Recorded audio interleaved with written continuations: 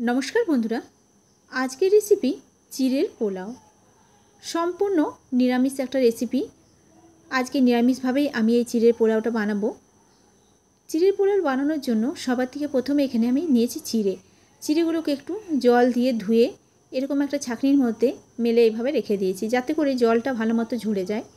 अन्यदिके कड़ाई बसिए दिए कड़ाइर मध्य दिए दिलाम आमी सादा तेल दिए एखाने आमी नियेछि किछु किशमिश। सबार प्रथमे किशमिशटाके एकटु भेजे नेब। आज जेहेतु एखाने आमी निरामिष भावे बानाच्छि ताई पेঁয়াজ दिइनि। तोमरा चाइले एर मध्य पेঁয়াজ नाना रकम सब्जी ऐड करते पारो। एबार देखो किशमिशटाके भाजा भाजा जखन हये जाबे तखन आमी नामिये रेखे नेब। किशमिश नामाবার পরে एखाने आमी दिए दिलाम बादाम। बादामटाकेও एकटु भेजे नेब।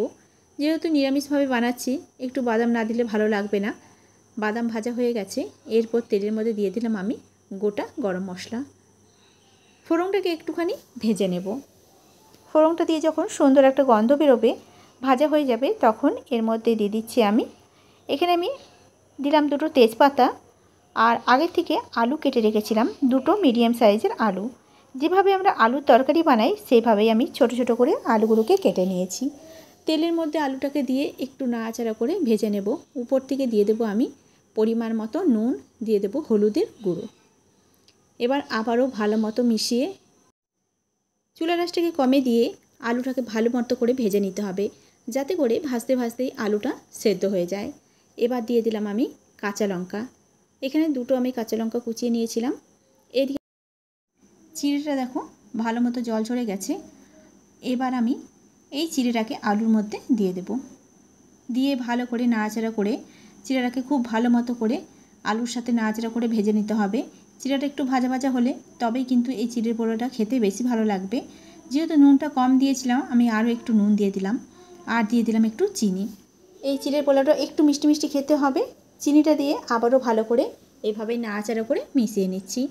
ভালো মতো চিনিটা মিশে গেলে তারপরে আমি দিয়ে দিচ্ছি এখানে আগে থেকে যে কিশমিশ আর বাদামটা ভেজে রেখেছিলাম সেই ভেজে রাখা কিশমিশ আর বাদাম।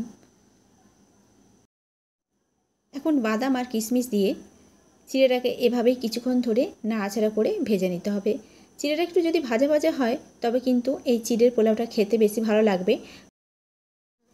নিরামিষ দিনে খুব সুন্দর একটা জলখাবারের রেসিপি। সকালে কিংবা সন্ধ্যাবেলায় চায়ের সাথে খাওয়া যেতে পারে। বাচ্চাদের টিফিন হিসাবেও কিন্তু দেওয়া যেতে পারে এই চিড়ের পোলাও। ভালো মতো করে দেখো আমি মিশিয়ে নিয়েছি আর বেশ ঝরঝরে হয়ে গেছে। এখন আমি চিড়ের পোলাওটাকে নামিয়ে নেব। এই যে একটা প্লেটে নামিয়ে নিয়েছি তো তৈরি হয়ে গেল আজকের রেসিপি সম্পূর্ণ নিরামিষ রেসিপি চিড়ের পোলাও। আজকের মতো রান্না এ পর্যন্তই। দেখা হচ্ছে নতুন রান্নার সাথে।